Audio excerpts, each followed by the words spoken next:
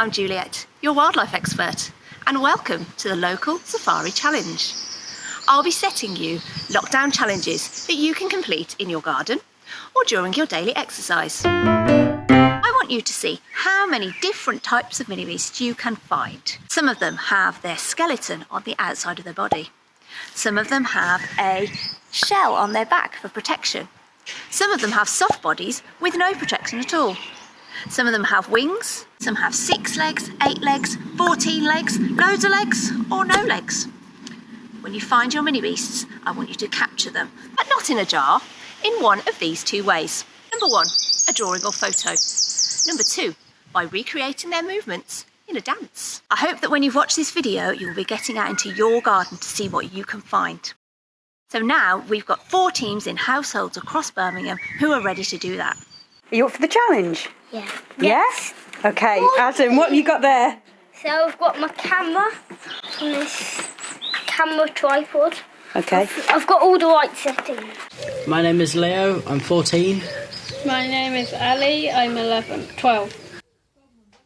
I think we're going to find spiders and slugs because last time I had a slug on my hand. I'm looking for birds.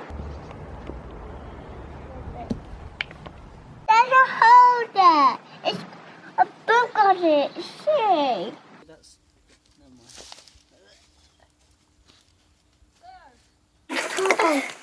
Nothing there. Nothing. No.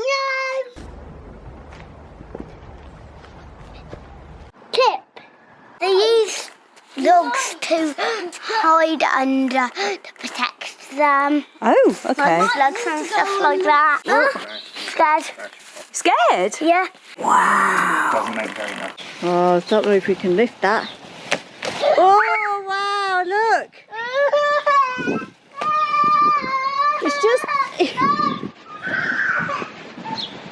It's just the worm. Oh wow, you found an earthworm.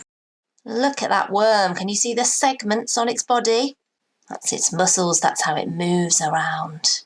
Wants to get back into the darkness.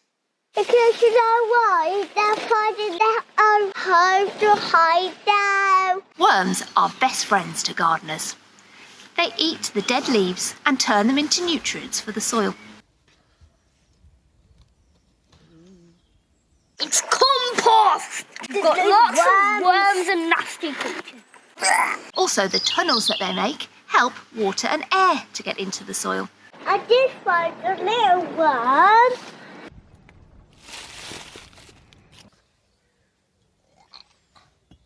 Oh, something. Quickly. Oh, I missed it. There's some jelly ears on there. Jelly ear is a type of mushroom. They're called jelly ears because they are red like jelly and they're like ears. Anything? Oh, there's a spider. Spiders. Hello, spider. He's got a web. Great, you found a spider. There are lots in my garden as well. I wonder what's inside here, this old incinerator bin. I bet it's nice and dark in there. What have we got? Lots of spider web. And here we have a lace web spider. Some shed spider skin, I think, there. Or it might be one that's been eaten. Another lace web spider. And just to the right of it, that white patch, that's where the eggs are. So she's probably standing guard. Spiders aren't insects because they have 8 legs rather than 6. So they're arachnids. And here we've got a bee somewhere. Nope, we can't find it. Let's try higher up.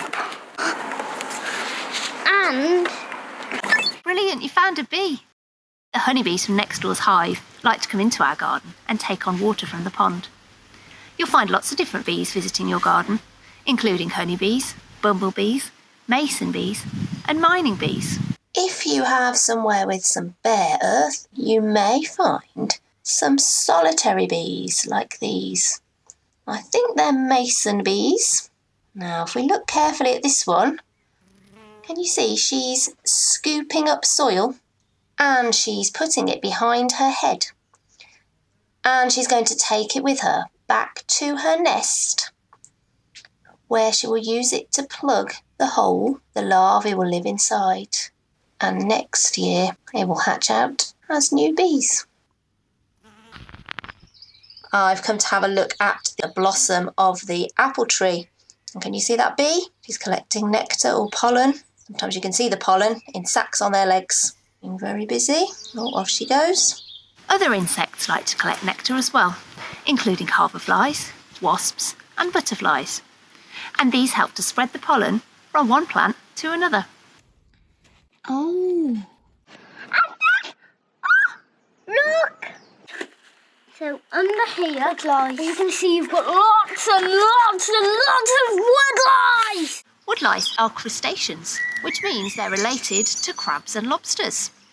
And then you've got this woodlice somewhere. And around the UK, woodlice have different names. So some people call them cheese logs, bibblebugs or slaters. Ant! Woodlice like to live in dark, damp places, like under stones and logs. So let's have a look and see what we can find. We've got their little armoured skeletons and their 14 legs. Going for a little wander. There's a slug. And there's a little mini beast crawling on the slug. I wonder if you can see that. So let's put the log down and leave them in peace. Fascinating. We've got slugs here. Mummy! Look over here! Ooh, there's a slug there. Why are you scared of slugs, Adam? You have to mention that 1,000,000 times. I'm not scared of slugs. Oh, you found me a snail, Ali. I already have a snail. And I found a tiny snail shell. I put it on the path. I've got a nice poem about a snail that I've just found in this book. I'll read it to you. It's called Mr. Snail. Quaint and quirky, never quick. Mother Nature's glue stick. Hard shell, tacky tail. Glue the garden, Mr. Snail. Good work, teams. You've had a great first garden safari. Now let's see what you made of it all. And so we found loads of worms and woodlice. And we found some snails and slugs. You found tadpoles, worms, birds, Oh, and woodlice. ant, mum.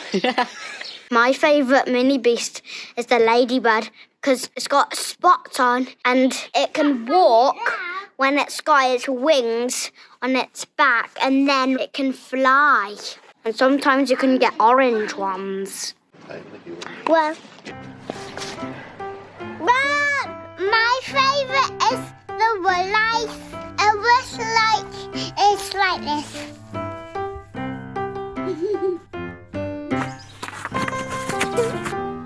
The worm!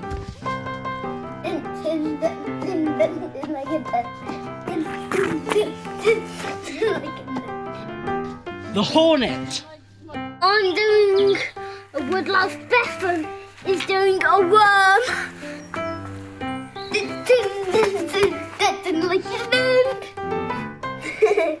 I don't know why I'm filming myself. I found the worm!